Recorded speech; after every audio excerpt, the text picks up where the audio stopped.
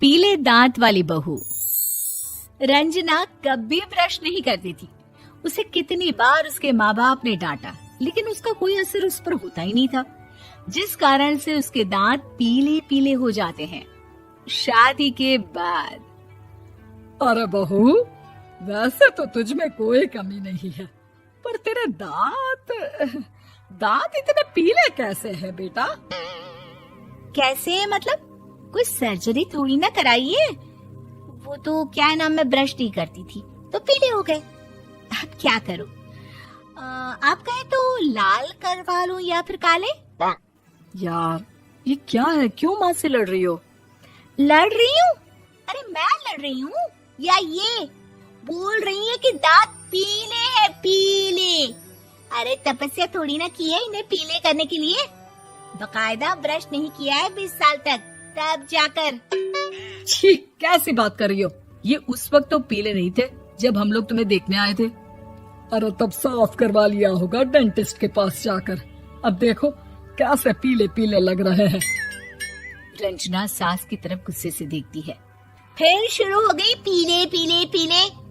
अरे पीले तो तब भी थे जब मेरे हाथ का रसगुल्ला उड़ा उड़ा कर खा रही थी और बोल रही थी, लड़की नहीं गुणों का खजाना दे रहे भाई साहब आप। खैर, अब वो लोग करते भी तो क्या करते, पीले दांत वाली बहू पल्ले पड़ी थी तो झेलना तो था ही। एक दिन कीर्तन में रंजना गाना गा रही थी। अरे कमला बहन, माँ का द्वार है, यहाँ तो सब शुद्ध होकर आते हैं, फिर अपनी बहू को ब्रश भी नहीं करवाती तुम। दूर से पीले पीले दांत भक्ति में बाधा उत्पन्न कर रहे हैं।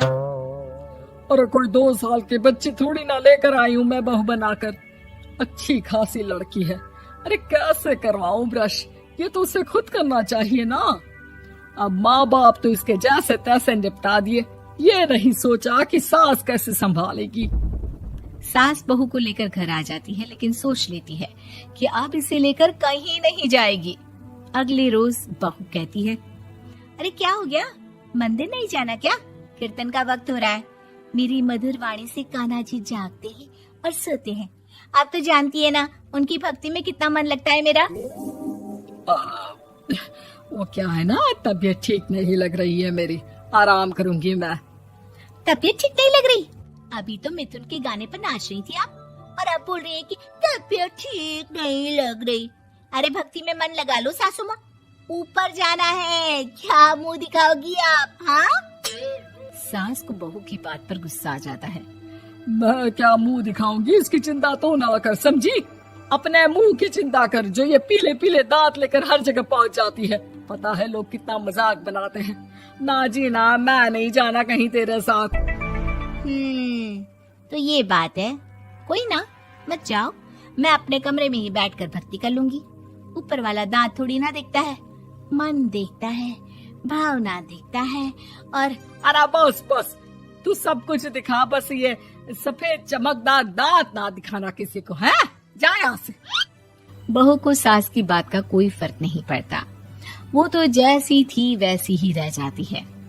सुबह नहाकर किचन में खाना बनाना, फिर खाना खाना, कीर्तन भजन करना और सो जाना। एक दिन, माँ जी मैं सहेली के घर जा रही हूँ, शाम को लेट आऊंगी। हाँ हाँ तो जाना, मैंने कौन सा तेरी आरती करनी है घर पर बैठकर। रंजना सहेली के घर जाती है, जहाँ वो पार्टी में जाने की तैयारी कर रही होती है। अरे शिखा, कहाँ जाने की तैयारी कर रही है? मैं गलत वक्त पर आ गई क्या? अरे नहीं यार, उल्टा सही वक्त पर आई है। मैंने ये साड़ी और ज्वेलरी निकाली है यार, शाम को इनके ऑफिस की एक पार्टी में जाना है। बताना कैसा लग रहा है ये सब? नहीं यार, इस ड्रेस के साथ तो वो वाली ज्वेलरी अच्छी लगेगी। हाँ हाँ सही बोल रही है, मैंने ध्यान ही नहीं दिया। वैसे तो हमेशा से मस्त फैशन सेंस रखती है। तो बड़ा जाती होगी ना पति के साथ पार्टी में। रंजना कुछ नहीं बोलती, बस सोचती है कि यार काश ये बात सही हो जाती, पर मैं क्यों नहीं जाती पार्टी में? क्या इन लोगों की कोई पार्टी होती नहीं होगी? रंजना घर आती है और रात में पति से सवाल करती है, एक बात बताइए, आप मुझे किसी पार्टी में क्यों नहीं ले जाते? क्या आपकी यहाँ ऑफिस में पार्टी नहीं होती? पति बेचारा क्या कहता कि दांत पीले हैं तुम्हारे इसलिए। अरे कोई पार्टी होती नहीं हम लोगों के ऑफिस में, तो कहाँ से लेकर जाऊं? और मार्केट, मॉल, कहीं वीकेंड घूमना, कहीं तो। अरे यार, सारे हफ्ते में एक छुट्टी मिलती है, तो सोचता हूँ कि आराम ही कर लूं। क्यों? रंजना मन मार के रह जाती है। पहले कभी सास के साथ मंदिर जाया करती थी, लेकिन वो भी सास ने ले जाना बंद कर दिया। घर बैठी बैठी रंजना बोर हो जाती है। तभी उसे आइडिया आता है और वो मायके जाने का सोचती है। सासू माँ, 2 दिनों के लिए मम्मी के घर जा रही हूँ। अच्छा ठीक है, आराम से जा। और हाँ, माँ से कुछ अच्छी आदत सीख कर आना कि कैसे शरीर के हर भाग की तरह दांतों की सफाई भी जरूरी होती है, समझी? शुरू हो गई ना आप। वो लोग आपकी तरह नहीं है कि छोटी छोटी बात का बतंगड़ बना दे।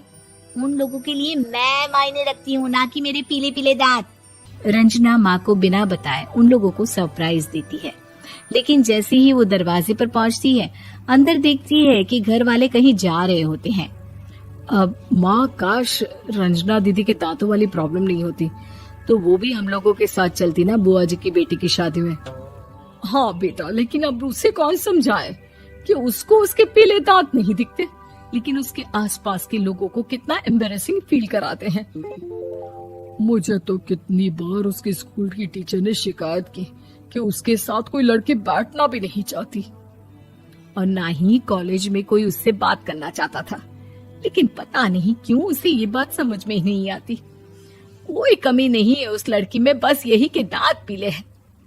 वो तो भला हो जीजा जी और उनकी माँ का, जो दीदी को जैसी है वैसे ही रखा हुआ है। रंजना को अपने घर वालों की बात सुनकर बहुत दुख होता है। वो सोचती है कि वो क्या करे, लेकिन फिर वो सीधा डेंटिस्ट के पास जाती है, अपने दांत चमकाती है और कसम खाती है कि वो रोज ब्रश करेगी। अरे क्या हो गया? तुम तो 2 दिनों के लिए गई थी ना, पर कोई ना, अच्छा है, चलो आ गई तो। रंजना सास के सामने आकर खड़ी हो जाती है और पूरी स्माइल करती है, उसके चमकदार दांतों को दिखाती हुई। हैं? चले मंदिर। माँ, मुझे माफ कर दीजिए, मैंने आप लोगों को बहुत एम्बैरेसिंग फील करवाया। मैं आज से रोज ब्रश करूंगी।